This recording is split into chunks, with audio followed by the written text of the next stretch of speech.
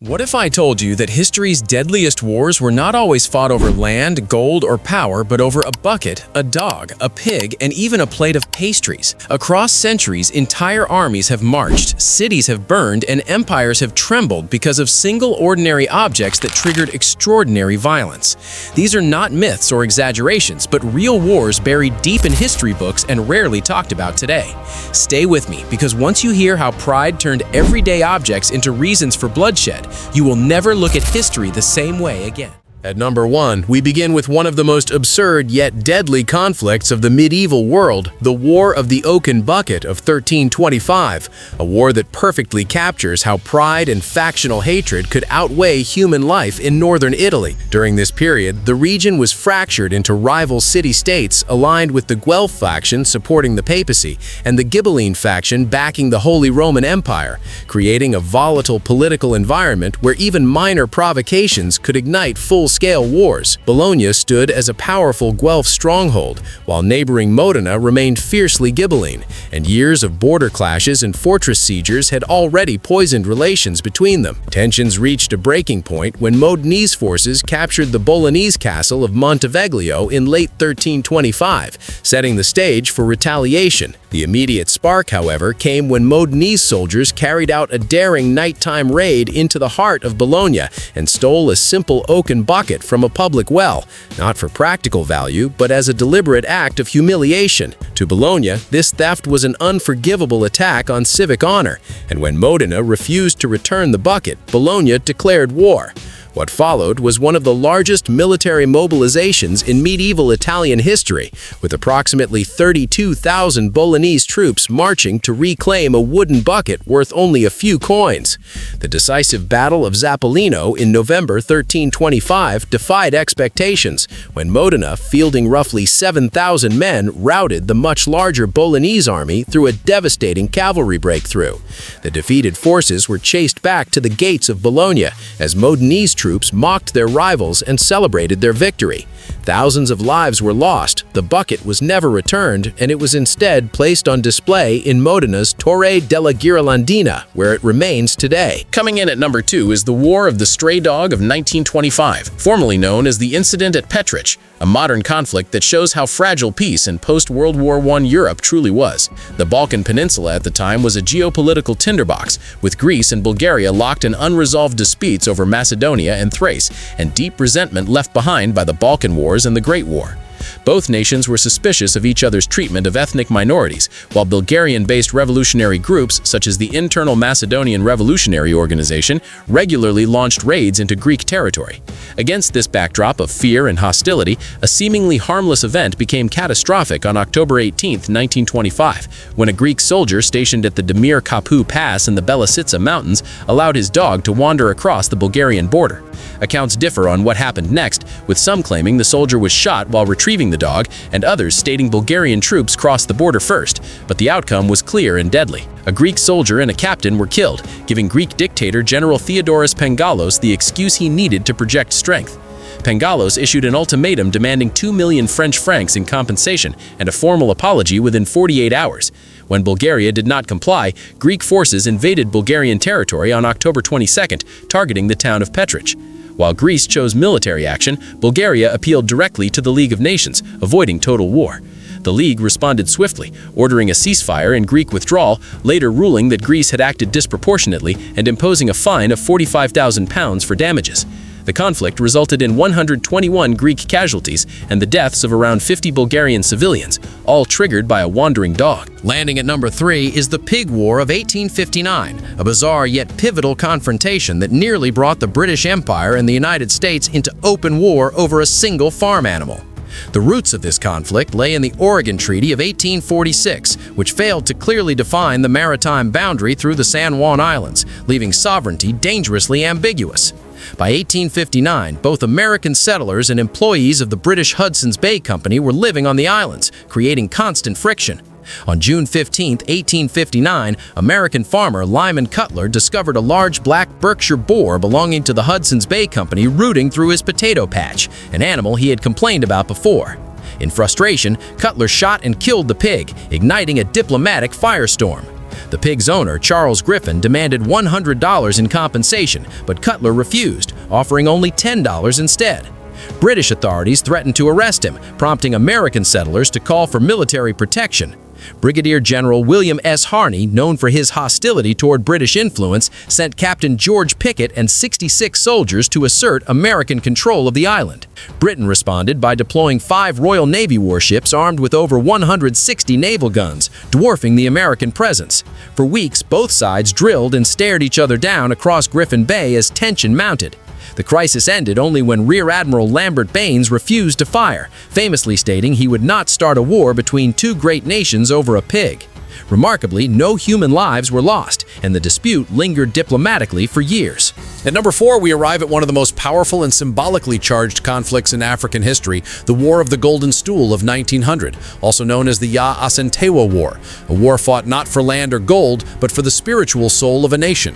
The Ashanti Empire of West Africa had long resisted British expansion throughout the 19th century, and tensions escalated sharply after the British exiled the Ashanti king, Prempeh I, in 1896, leaving a dangerous political vacuum. At the center of Ashanti identity stood the Sikadwa, or Golden Stool, an 18-inch tall and 12-inch wide sacred object believed to contain the collective soul of the Ashanti people.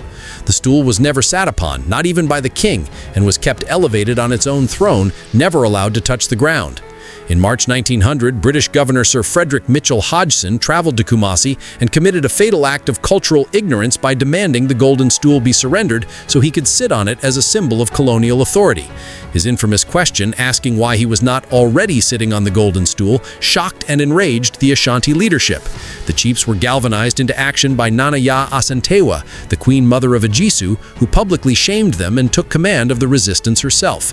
She led an army estimated between 5,000 and 20,000 warriors in a 6-month campaign against British forces, surrounding Kumasi and constructing 6-foot-high log barricades that resisted contemporary artillery. Although the British eventually broke the siege and reoccupied the city, they never captured the Golden Stool. British casualties reached approximately 1,070 killed or wounded, while Ashanti losses exceeded 2,000. In 1921, Britain formally recognized the sanctity of the Golden Stool, which remains hidden and uncaptured to this day. Kicking things off at number 5 is one of the strangest wars ever recorded, the Pastry War of 1838 to 1839, a conflict that transformed a broken bakery window into international warfare. Officially known as the Guerra de los Pasteles, this war highlighted the era of gunboat diplomacy and France's willingness to use military force to collect debts. The origin traced back to the 1828 Parian riots in Mexico City, during which a French pastry chef named Remontel claimed Mexican soldiers looted his bakery and consumed his goods. Remontel valued his losses at 10,000 pesos, but after years of government inaction, his complaint eventually reached King Louis Philippe of France. The French government used the claim as leverage, bundling it with other unresolved financial disputes and issuing an ultimatum demanding 600,000 pesos from Mexico. When Mexico refused, France dispatched a naval fleet to Veracruz in 1838 and bombarded the key fortress of San Juan de Ulua into submission.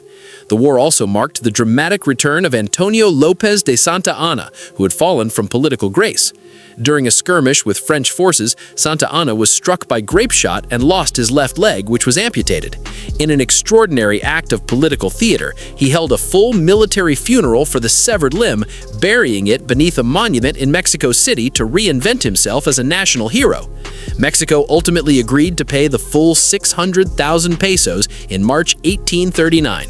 Although often mocked for its absurd origin, the Pastry War caused hundreds of casualties and helped restore Santa Anna's political power, proving that even dessert disputes can reshape nations. Coming in at number 6 is the War of Jenkins' Ear, fought from 1739 to 1748, a global imperial conflict sparked by a single severed ear preserved in a jar. This war grew out of intense mercantilist rivalry between Great Britain and Spain, particularly over smuggling and trade rights in the Caribbean under the Asiento Agreement. In 1739, 1731, Spanish Coast Guard forces boarded the British merchant ship Rebecca near Cuba, suspecting contraband trade. During the inspection, a Spanish officer allegedly cut off the left ear of Captain Robert Jenkins and told him to present it to King George II. Jenkins reportedly preserved the ear in spirits and returned to Britain, where the incident lay dormant for 7 years. In 1738, British merchants and opposition politicians revived the story, inviting Jenkins to testify before the House of Commons and display the ear. The shocking presentation ignited public outrage and forced Prime Minister Robert Walpole into a war he had tried to avoid. Hostilities began in 1739 with Vice Admiral Edward Vernon's capture of Portobello, a victory celebrated across Britain and commemorated in London's Portobello Road. The war introduced lasting naval reforms, including the adoption of watered-down rum, later known as grog, to maintain discipline. Major operations followed, including a disastrous British defeat at Cartagena in 1741, involving 186 ships and over 23,000 men. The conflict eventually merged into the War of the Austrian Succession and marked the first overseas deployment of American colonial marines. Among them was Lawrence Washington, who later named his estate Mount Vernon after Admiral Vernon. Rolling in at number 7 is the Kettle War of 1784, one of the most anticlimactic yet symbolically powerful conflicts in European naval history, where an entire diplomatic crisis erupted over a single soup kettle. Officially known as the Kettle War log, this confrontation took place between the Holy Roman Empire and the Dutch Republic over control of the Scheldt River, a vital trade artery that the Dutch had kept closed to international shipping since 1585. Holy Roman Emperor Joseph II, determined to revive the economic fortunes of ports such as Antwerp and Ghent, decided to challenge more than 2 centuries of Dutch policy by force. In a bold but poorly calculated move, he dispatched 3 imperial warships, including his flagship Le Louis, to break the blockade. The Dutch response was deliberately restrained yet devastatingly effective, sending only 1 ship, the Dolphin, to intercept the imperial fleet near Fort Lillo. On October 8, 1784, the Dolphin fired a single warning shot. Instead of striking the hull or rigging, the cannonball smashed directly into a soup kettle sitting on the deck of Le Louis. The precision of the shot had an immediate psychological impact, and despite having numerical superiority, the Imperial crew surrendered instantly. No sailors were killed, no ships were sunk, and the only confirmed casualty of the engagement was the kettle itself. Deeply humiliated, Emperor Joseph II formally declared war on October 30th, but European powers quickly intervened to prevent escalation. The conflict ended with the Treaty of Fontainebleau in 1785, leaving the river closed while forcing the Dutch to pay an indemnity estimated between 2 and 10 million guilders. Sliding into number 8 is the Whisky War, a modern territorial dispute that lasted from 1984 to 2022 and proved that some conflicts can be fought entirely with humor, alcohol, and restraint. This unusual standoff centered on Hans Island, a half-square-mile rocky outcrop in the Arctic located between Greenland and Canada. Both Denmark, through Greenland, and Canada claimed sovereignty over the island, but instead of resorting to force, they engaged in a ritual of symbolic occupation. The conflict began in 1984 when the Danish Minister for Greenland landed on the island, raised the Danish flag, and left behind a bottle of schnapps along with a note welcoming visitors to the Danish island. Canadian forces soon responded by replacing the flag with the maple leaf and leaving a bottle of Canadian Club whiskey in return. For nearly 4 decades, this cycle continued, with each side politely undoing the other's claim while offering alcohol as a diplomatic calling card. At times, the rivalry extended into modern tactics, including symbolic gestures and even lighthearted advertising campaigns. Despite its playful nature, the dispute carried real legal implications regarding Arctic sovereignty and resource claims. In 2022, the 2 nations reached a historic agreement to divide Hans Island in half, creating the first land border between Canada and the Kingdom of Denmark. Coming in strong at number 9 is the War of the Oranges of 1801, a short but consequential conflict where a piece of fruit became the symbol of national humiliation and submission.